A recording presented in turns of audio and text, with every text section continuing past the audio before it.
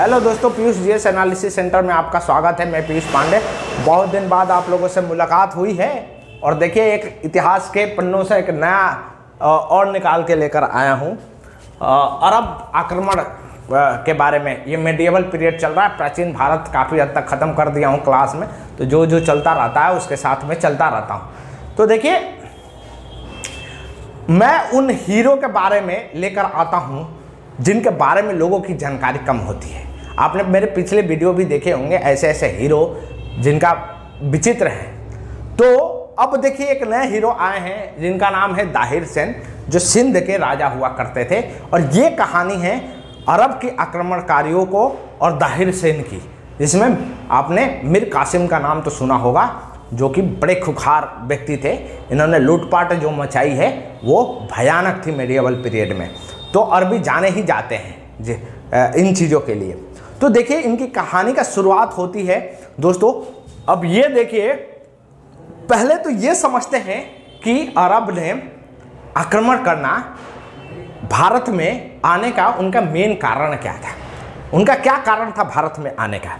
तो देखिए 3 ऐसे कारण थे जिसके चलते अरब भारत में अपना प्रचार प्रसार करना चाहता था। देखिए हुआ क्या कि इस्लाम जो था अरब में वो इस्टेब्लिश हो गया था 632 के बाद। और उसके बाद क्या हुआ कि खलीफाओं के हाथ में चला गया था। वहाँ जो खलीफा थे वो राज कर रहे थे, और वो राजनीतिक और मजहबी, मतलब रिलीजियस हेड भी थे और राजनीतिक हेड भी थे अरब में। तो इनके दिमाग में आया 3 चीज़ें कि क्या क्या करना चाहिए। एक तो मजहबी प्रचार। ये देखिए, मजहबी प्रचार का मतलब क्या है कि इस्लाम को अरब से बाहर फैलाना। दूसरा, साम्राज्य का विस्तार। साम्राज्य का विस्तार कैसे होना चाहिए, दूसरा पॉइंट। और तीसरा, धन की लालच। लोग यदि कहते हैं कि भारत में धन नहीं था, भारत बहुत गरीब है, ऐसी चर्चाएं चलती रहती है राजनीति में, तो कितने बेवकूफ लोग होंगे कि आक्रमणकारी इस लालच से आ रहे हैं कि यहाँ पर सोना मिलेगा, सोना ही सोना मिलेगा। देखिए मुल्तान को सिटी ऑफ गोल्ड, स्वर्ण नगरी बोला जाता था उस समय। तो सोचिए सोना कितना होगा। ऐसे थोड़े लोग आ गए थे भारत में घूमने के लिए नहीं आए थे। ये सब लूटपाट का कमाल था। तो ये देखिए 3 ऐसे कारण थे। पहली बार अरब की आक्रमण होती है 632 में, और वो मुंबई में होती है। लेकिन वहां पर चीजें, मुंबई में असफलता मिलने के बाद यहां इनको सक्सेस नहीं मिला, और इस सक्सेस ना मिलने के बाद क्या हुआ कि यहां कहानी हो जाती है बंद, यहां रुक जाती है कहानी। और यहां से अरब आक्रमणकारी भारत नहीं आ पाते हैं क्योंकि इनको सशक्त लगता है। और वहां का जो खलीफा थे उन्होंने बंद भी कर दिया था कि नहीं भाई, अब इसके आगे विस्तार नहीं होगी। फिर इनकी आंखें खुलती है दोस्तों 711 में। 711 में वापस आंखें खुलती है। और कैसी खुलती है आप देखिए। कहानी बड़ी मजेदार कहानी है। मजेदार कहानी यह है कि देखिए एक देवल बंदरगाह है, देवल बंदरगाह है। और देवल बंदरगाह थोड़ा सा ऐसे भारत की मैप को ऐसे देखें, भारत के मैप को, पूरी मैप नहीं है बट इसकी मैप को देखिए। देखिए इधर क्या है ना, इधर ऐसे पाकिस्तान, मुल्तान यहीं है, इधर सिंध है, सिंध। तो यहीं के राजा थे, इनकी जो दाहिर सेन थे, इनकी राज देखिए ऐसे बड़ा हुआ था, राज दाहिर सेन का। तो यहां पर एक देवल बंदरगाह था, सिंध में देवल बंदरगाह था। तो हुआ क्या कि नाव जो है ना, अरब के जहाज कुछ सामान लेके अरब जा रहा था श्रीलंका से। इधर श्रीलंका इधर है, इधर से जहाज जा रहा था अरब। तो उसमें क्या हुआ कि उस समय डाकू तो जानते हैं भाई, लोग होते रहते हैं हर एरा में, हर समाज में, हर सेंचुरी में डाकू होते ही रहते हैं, पैदा होते रहते हैं, आप रोक नहीं सकते। धन की लालच बहुत खराब चीज है। तो हुआ क्या कि कि डाकुओं ने इस देवल के बंदरगाह पर जहाज को उन्होंने लूटपाट करी अरबियों का। तो जब ये लूटपाट करी तो हुआ क्या कि वहां के खलीफा परेशान हो गए भाई। बहुत जहाज में बहुत बेसिकती बहुत क्या है कि सोना चांदी मसाला वसाला जो भी मिल रहा था वो सारी चीज़ें था, काफ़ी लूटपाट हुई थी। तो जब खलीफा को पता चला तो खलीफा ने क्या किया, एक पत्र लिखे। और किसको लिखे? दाहिर सेन को। और दाहिर सेन देखिए ब्राह्मण राजा, आखिरी हिंदू ब्राह्मण राजा सिंध के हैं दाहिर सेन, ठीक है। तो अब देखिए कि दाहिर सेन ने कहा कि भाई ये तो हमको नहीं मालूम किसने लूटा है, हमने तो नहीं लूटा है, हमको इतना मालूम है कि मैंने तो लूटपाट नहीं करी है। अब कौन आके इस बंदरगाह पे लूट गया ये तो हमको मालूम नहीं है। तो इससे गुस्साए खलीफा ने क्या किया कि एक हज्जाज नाम के गवर्नर हुआ करते थे इराक में, आज के इराक में हज्जाज नाम के गवर्नर हुआ करते थे, और उनको पत्र लिखा। उस समय पत्र ही चलता था, इंटरनेट तो था नहीं कि कॉल कर दिया जाए, तो पत्र ही चलता था। तो पत्र लिखकर ही वो कुछ दिन लग भी जाते थे। तो उस पत्र लिखकर खलीफा जी ने हज्जाज को कहा कि भाई ये तो प्रॉब्लम है, प्रॉब्लम ये है कि जहाज लूट गई है और ये दाहिर सेन कह रहे हैं कि हमें तो पता ही नहीं है कि हुआ क्या है। तो हज्जाज ने सेनापति इकट्ठा किए, बहुत सारे सेना को सजाया और आक्रमण करने चल दिया। कहां पर? आपके सिंध पे, ठीक है। तो पहली बार हज्जाज ने 2 बंदों को भेजा जिनका नाम था अब्दुल्ला और बुदैल। अब्दुल्ला और बुदैल ये 2 ऐसे सेनापति थे हज्जाज के, जो कि उनको भेजा सिंध पे आक्रमण करके दाहिर सेन को हराने के लिए। लेकिन भाईजान ये प्रॉब्लम यहां हो गई, ये हार गए दोनों के दोनों बेचारे। और हारे नहीं, ये मौत के घाट उतार दिए गए। तो मौत के घाट तो उतरता रहता था।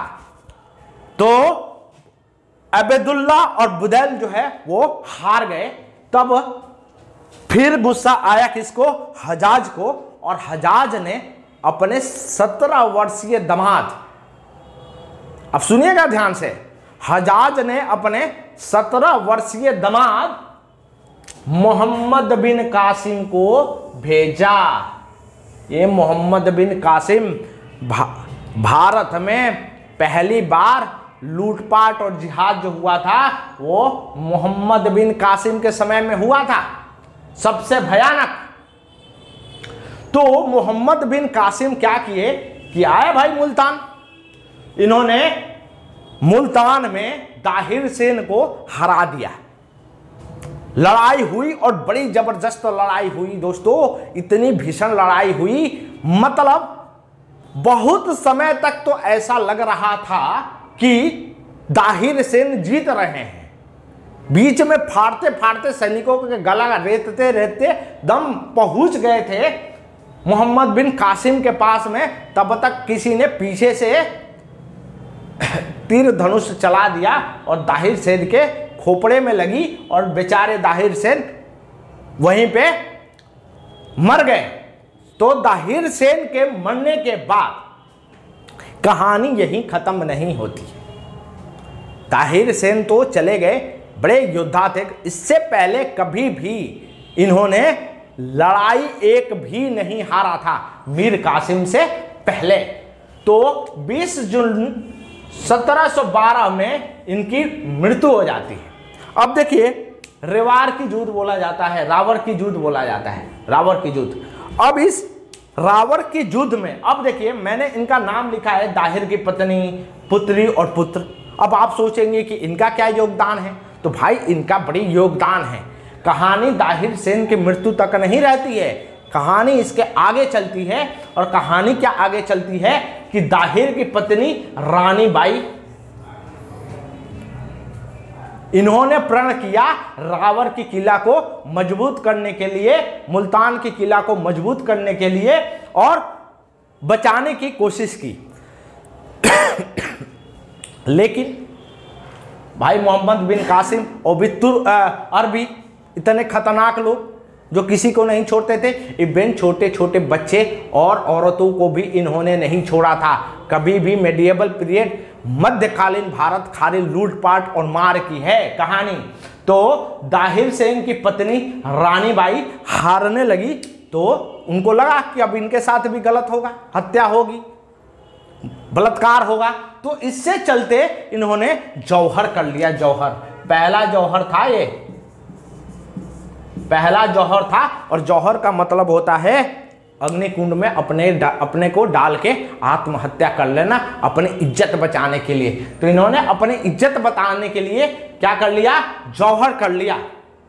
अब देखिए मीर कासिम ने इनके दो पुत्री को पकड़ लिया। एक का नाम था सूर्य देवी और दूसरे का नाम परम देवी। सूर्य देवी और परम देवी। अब सूर्य देवी और परम देवी को उठा के लेके चला गया। तो वहां खलीफा, पहले तो ये खलीफा वालिद थे, खलीफा वालिद थे, लेकिन मोहम्मद बिन कासिम यहां से जितने के पास जब गए तो यहां पर खलीफा चेंज हो जाते हैं और खलीफा सुलेमान आ जाते हैं, सुलेमान आ जाते हैं।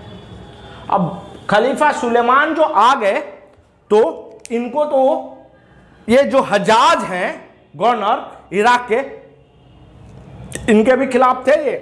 तो इनके खिलाफ यदि हैं तो इनके दामाद के भी खिलाफ होंगे। तो ये तो मौका देख रहे थे कि मीर कासिम की कैसे हत्या की जाए और इनको मौका मिल भी गया। मौका कैसे मिला कि सूर्य देवी और परम देवी बड़ी खूबसूरत उनकी पुत्री थी दाहिर सेन की। तो खलीफा जी का आ गया इन पे प्रेम, उन्होंने कहा कि हम आपके साथ शादी करना चाहते हैं। तो सूर्य देवी और परम देवी ने यह कहा कि आप शादी कर लीजिए, लेकिन हमारा तो शोषण हो गया है। और यह शोषण किसने किया है, मोहम्मद बिन कासिम ने। हमारे साथ गलत हुआ है और गलत किसने किया है, मोहम्मद बिन कासिम। तो खलीफा सुलेमान को आ गया गुस्सा। इन्होंने कहा अच्छा यदि तुमने ये गलत किया है, तो इन्होंने ऑर्डर दिया मोहम्मद बिन कासिम को चमड़े में बांधकर और घरवेटा लगाने के लिए। घरवेटा मतलब समझते हैं आप लोग, घरवेटा मतलब इनको नचाने के लिए, और उनकी हत्या करा दी गई। खलीफा सुलेमान ने इनकी हत्या करा दी मोहम्मद बिन कासिम का। लेकिन यह बात तो गलत था। मोहम्मद बिन कासिम सूर्य देवी और परम देवी का इन्होंने कुछ किया नहीं था, गलत। तो इन दोनों हंसी और हंसने के बाद सुलेमान को बोली हमने जो रिवेंज लेना था अपने पिताजी का, दाहिर सेन का, वो तो हमने ले लिया है। हमारे मोहम्मद बिन कासिम ने हमें कुछ नहीं किया है, हमको तो उसको मरवाना था और हमने क्या कर दिया, मरवा दिया। ये हमारा काम हो गया। खलीफा सुलेमान को और गुस्सा आया और इन सूर्य देवी और परम देवी को भी इन्होंने मरवा दिया।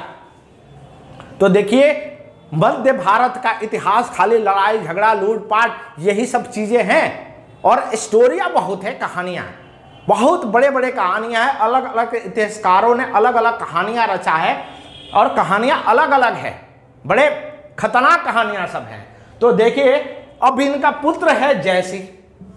जब मीर कासिम वहां से चले गए तो भाई यहां पर फिर आपके आ गया कि भाई अब क्या किया जाए। तो जैसे इनके जो है पुत्र वो राजगद्दी पर बैठे, कुछ दिन बैठे, फिर इनके इंटरनल लड़ाई हुए राजाओं से और इनकी भी मृत्यु हो गई। ये पूरी कहानी थी दाहिर सेन की और अरब आक्रमण का। और ये तब तक फिर अरब आक्रमण नहीं होता है जब तक मोहम्मद गजनवी नहीं आते हैं, और मोहम्मद गजनवी आते हैं 999 में। काफी दिनों तक यह शांत रहा, तो काफी इतिहासकार कहते हैं। और इतिहासकार के अलावा देखिए बाद में यहां पर आप समझिए कि यहां पर बाद में गुर्जर प्रतिहार, अब इनके स्टोरी पूरा बताया हूं मैं पिछली वीडियो में, अब जाके गुर्जर प्रतिहार का देखिएगा। तो नागभट्ट प्रथम ने अरब आक्रमणकारियों को आने ही नहीं दिया। यदि कोई कहता है कि इनकी मनसा वापस नहीं थी भारत पे आक्रमण करने के लिए, तो ये गलत था। ये तो अरब आक्रमणकारी चाहते ही थे भारत को पूरी की पूरी अपने कब्जे में करना, लेकिन गुर्जर प्रतिहार का पावरफुल राजा नागभट्ट प्रथम ने इनको कुचल दिए थे। तब तक 100-150 सालों तक इनकी हिम्मत नहीं हुई भारत में आने। उसके बाद आता है मोहम्मद गजनवी, जो 999 में, वही गजनवी जिसने सोमनाथ मंदिर को लूटा था। देखिए, धन नहीं होता, सब धन के लिए लालच में आए थे, यहाँ पे लूट के ले गए मंदिरों को। तो वही गजनवी भारत आया था 999 में। उसके बाद गौरी आता है, स्लैब डायनेस्टी आती है। आगे की कहानी आगे के वीडियो में। पसंद आया तो लाइक एंड सब्सक्राइब करते रहिए। जय हिंद दोस्तों।